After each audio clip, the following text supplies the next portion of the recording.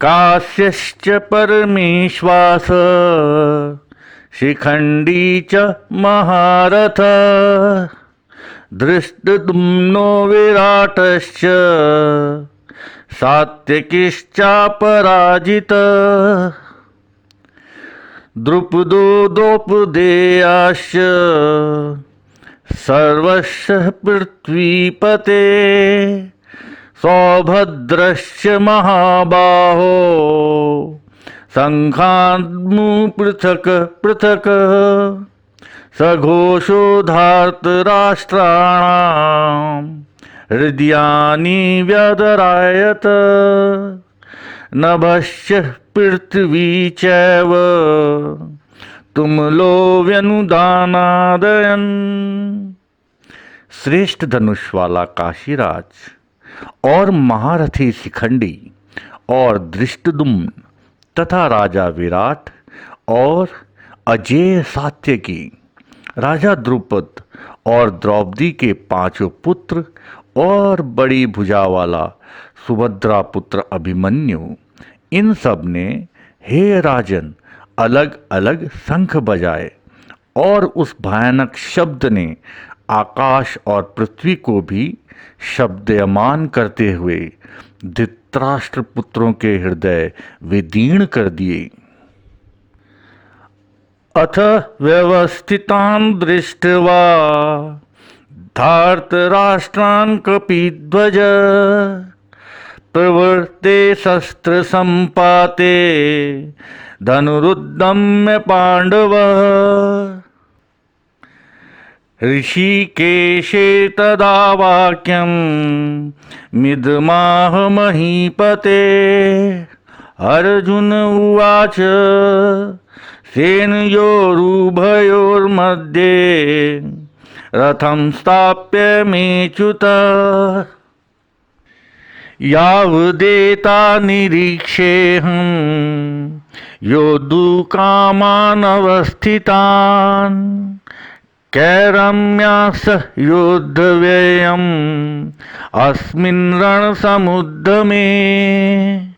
हे राजन, उसके उपरांत कपिध्वज अर्जुन ने खड़े हुए धृतराष्ट्र पुत्रों को देखकर उस शस्त्र चलने की तैयारी के समय धनुष उठाकर ऋषिकेश श्री कृष्ण से यह वचन कहा, हे अच्युत, मेरे रथ को दोनों सेनाओं के बीच में खड़ा करिए, जब तक मैं इन स्थित हुए युद्ध की कामना वालों को अच्छी प्रकार देख लूं कि इस युद्ध रूप व्यापार में मुझे किन किन के साथ युद्ध करना योग्य है। अर्जुन जिनके साथ युद्ध करना है उन्हें देखने की कृष्ण से प्रार्थना करता है। इसमें 2-3 बातें समझ लेने जैसी हैं। एक तो अर्जुन का यह कहना कि किनके साथ मुझे युद्ध करना है उन्हें मैं देखूं, ऐसी जगह मुझे लेकर खड़ा कर दीजिए जहां से मैं सबको देख सकूं। यह इस बात का सूचक है कि युद्ध अर्जुन के लिए ऊपर से आया हुआ दायित्व है, भीतर से आई हुई पुकार नहीं है। ऊपर से आई हुई मजबूरी है, भीतर से आई हुई वृत्ति नहीं है। युद्ध एक विवशता है, मजबूरी है, लड़ना पड़ेगा। इसलिए किससे लड़ना है इसे वह पूछ रहा है। उनको मैं देख लूं, कौन कौन लड़ने को आतुर होकर आ गए हैं, कौन कौन युद्ध के लिए तत्पर हैं, उन्हें मैं देख लूं। जो आदमी स्वयं युद्ध के लिए तत्पर है उसे इसकी फिक्र नहीं होती कि दूसरा युद्ध के लिए तत्पर है या नहीं। जो आदमी स्वयं युद्ध के लिए तत्पर है वह अंधा होता है, वह दुश्मन को देखता नहीं, वह दुश्मन को प्रोजेक्ट करता है, वह दुश्मन को देखना नहीं चाहता। उसे तो वो जो भी दिखाई पड़ता है वह उसका दुश्मन होता है। उसे दुश्मन को देखने की जरूरत नहीं, वह दुश्मन निर्मित करता है, वह दुश्मनी आरोपित करता है। जब युद्ध भीतर होता है तो बाहर दुश्मन पैदा हो जाता है। जब भीतर युद्ध नहीं होता तब जांच पड़ताल करनी पड़ती है। कि कौन लड़ने को आतुर है, कौन लड़ने को उत्सुक है, तो अर्जुन कृष्ण को कहता है कि मुझे ऐसी जगह, ऐसे परिप्रेक्ष्य के बिंदु पर खड़ा कर दें जहाँ से मैं उन्हें देख लूँ जो लड़ने के लिए आतुर यहाँ एकत्र हो गए हैं। दूसरी बात, जिनसे लड़ना है उसे ठीक से पहचान लेना युद्ध का पहला नियम है। जिससे भी लड़ना हो उसे ठीक से पहचान लेना जरूरी है। समस्त युद्धों का, कैसे भी युद्ध हो, जीवन के भीतरी या बाहरी, शत्रु की पहचान युद्ध का पहला नियम है। और युद्ध में केवल वे ही जीत सकते हैं जो शत्रु को ठीक से पहचानते हैं।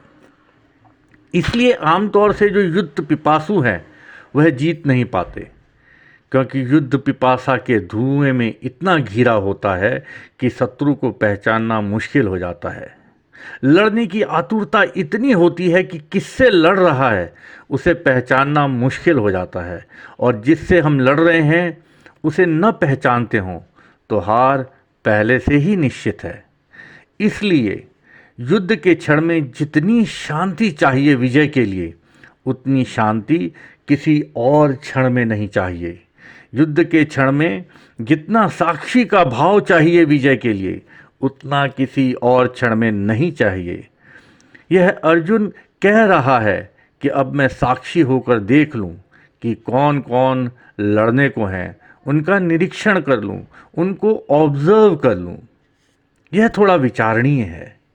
जब आप क्रोध में होते हैं तब ऑब्जर्वेशन कम से कम रह जाता है।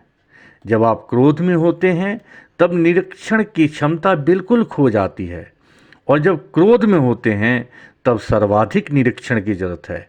लेकिन बड़े मज़े की बात है, अगर निरीक्षण हो तो क्रोध नहीं होता, और अगर क्रोध हो तो निरीक्षण नहीं होता। ये दोनों एक साथ नहीं हो सकते हैं। अगर एक व्यक्ति क्रोध में निरीक्षण को उत्सुक हो जाए तो क्रोध खो जाएगा। यह अर्जुन क्रोध में नहीं है, इसलिए निरीक्षण की बात कह पा रहा है। यह क्रोध की बात नहीं है। जैसे युद्ध बाहर बाहर है, छू नहीं रहा है कहीं, साक्षी होकर देख लेना चाहता है कौन कौन लड़ने आए हैं, कौन कौन आतुर हैं। यह निरीक्षण की बात कीमती है। और जब भी कोई व्यक्ति किसी भी युद्ध में जाए, चाहे बाहर के शत्रुओं से चाहे भीतर के शत्रुओं से, तो निरीक्षण पहला सूत्र है। राइट ऑब्जर्वेशन पहला सूत्र है। अगर भीतर के शत्रुओं से भी लड़ना हो तो राइट ऑब्जर्वेशन पहला सूत्र है। ठीक से पहले देख लेना किससे लड़ना है। क्रोध से लड़ना है तो क्रोध को देख लेना, काम से लड़ना है तो काम को देख लेना, लोभ से लड़ना है तो लोभ को देख लेना। बाहर भी लड़ने जाएं तो पहले बहुत ठीक से देख लेना कि किससे लड़ रहे हैं, वह कौन है। इसका पूरा निरीक्षण तभी संभव है जब साक्षी होने की क्षमता हो, अन्यथा संभव नहीं है। इसलिए गीता अब शुरू होने के करीब आ रही है। उसका रंगमंच तैयार हो गया है। लेकिन इस सूत्र को देखकर लगता है कि अगर आगे की गीता का पता भी न हो तो जो आदमी निरीक्षण को समझता है वह इतने सूत्र पर भी कह सकता है कि अर्जुन को लड़ना मुश्किल पड़ेगा, यह आदमी लड़ न सकेगा, इसको लड़ने में कठिनाई आने ही वाली है। क्योंकि जो आदमी निरीक्षण को उत्सुक है वह आदमी लड़ने में मुश्किल पाएगा। जब वह देखेगा तो लड़ न पाएगा। लड़ने के लिए आंखें बंद चाहिए, लड़ने के लिए जूझ जाना चाहिए। निरीक्षण की सुविधा नहीं होनी चाहिए। गीता न भी पता हो आगे तो जो व्यक्ति निरीक्षण के तत्व को समझेगा वह इसी सूत्र पर कह सकेगा कि यह आदमी भरोसे का नहीं है, यह आदमी युद्ध में काम नहीं पड़ेगा, यह आदमी युद्ध से हट सकता है। क्योंकि जब देखेगा तो सब इतना व्यर्थ मालूम पड़ेगा। जो भी निरीक्षण करेगा तो सब इतना फ्यूटाइल, इतना व्यर्थ मालूम पड़ेगा कि वह कहेगा कि हट जाऊं। यह अर्जुन जो बात कह रहा है वह बात इसके चित्त की बड़ी प्रतीक है। यह अपने चित्त को इस सूत्र में साफ किए दे रहा है। यह नहीं कह रहा है कि मैं युद्ध को आतुर हूं, मेरे सारथी मुझे उस जगह ले चलो जहां से मैं दुश्मनों का विनाश ठीक से कर सकूं। यह नहीं कह रहा है, और कहना यही चाहिए, यह कह रहा है कि मुझे उस जगह ले चलो जहां से मैं देख सकूं कि कौन कौन लड़ने आए हैं, कितने आतुर हैं, मैं निरीक्षण कर सकूं। यह निरीक्षण बता रहा है यह आदमी विचार का आदमी है, और विचार का आदमी दुविधा में पड़ेगा। या तो युद्ध वो लोग कर सकते हैं जो विचारहीन हैं, भीम की तरह, दुर्योधन की तरह, या युद्ध वो लोग कर सके हैं जो निर्विचार हैं, कृष्ण की तरह, विचार वाले बीच में हैं। ये तीन बातें हैं। विचारहीनता विचार के पहले की अवस्था है। युद्ध बहुत आसान है, युद्ध के लिए कुछ करने की जरूरत नहीं है। ऐसी चित्त दशा में आदमी युद्ध में होता ही है। वह प्रेम भी करता है तो प्रेम उसका युद्ध ही सिद्ध होता है। वह प्रेम भी करता है तो अंततः घृणा ही सिद्ध होती है। वह मित्रता भी बनाता है तो सिर्फ शत्रुता की एक सीढ़ी सिद्ध होती है, क्योंकि शत्रु बनाने के लिए पहले मित्र तो बनाना जरूरी होता ही है। बिना मित्र बनाए शत्रु बनाना मुश्किल है। विचारहीन चित्र मित्रता भी बनाता है तो शत्रुता ही निकलती है। युद्ध स्वाभाविक है। दूसरा सीढ़ी विचार की है। विचार सदा डामाडोल हैं, विचार सदा कंपित हैं, विचार सदा वेवरिंग हैं। दूसरी सीढ़ी पर अर्जुन है। वह कहता है निरीक्षण कर लूं, देख लूं, समझ लूं, फिर युद्ध में उतरूं। कभी कोई दुनिया में देख समझकर युद्ध में उतरा है? देख समझकर तो युद्ध से भागा जा सकता है, देख समझकर युद्ध में उतरा नहीं जा सकता। और तीसरी पीढ़ी पर कृष्ण है, तीसरी सीढ़ी पर कृष्ण है। वह निर्विकार की स्थिति है। वहां भी विचार नहीं है, लेकिन वह विचारहीनता नहीं है। थॉटलेसनेस और नो थॉट, विचारहीनता और निर्विचार एक से मालूम पड़ते हैं, लेकिन उनमें बुनियादी फर्क है। निर्विचार वह है जो विचार की व्यर्थता को जानकर ट्रांसेंड कर गया, पार चला गया।